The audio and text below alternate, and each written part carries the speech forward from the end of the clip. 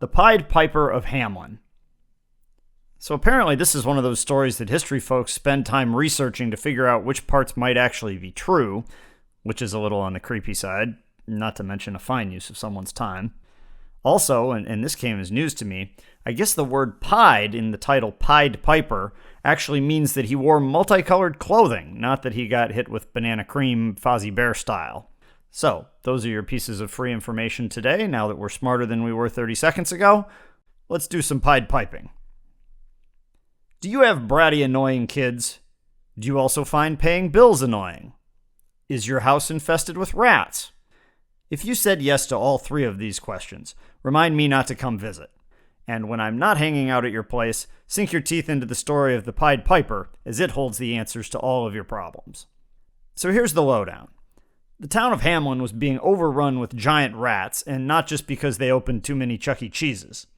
The Hamelin Tourism Board apparently concluded this wasn't ideal for their next ad campaign, but I guess Yelp was down for maintenance that day, so they went to the Yellow Pages in hopes of finding an exterminator. Now, let's just say they didn't land on the 13th century version of the Orkin Man. Their guy rolls up to the job site, reaches into the back of his truck, and busts out a flute.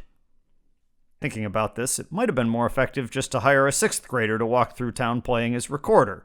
That would be so annoying that nobody would be worried about the rats anymore. Instead, the flute man plays a snappy tune, possibly Achy Breaky Heart, and the rats all waltz off following him through town and straight into the river. So basically, the Pied Piper is more or less the band on the Titanic, and the rats go down with the ship. Success.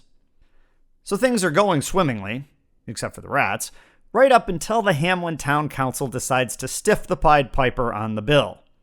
Rather than turn it over to collections, the Piper goes with the alternative plan of sneaking into town while all the adults are at church, playing the Ice Cream Man song on his flute, and leading all the kids off into oblivion.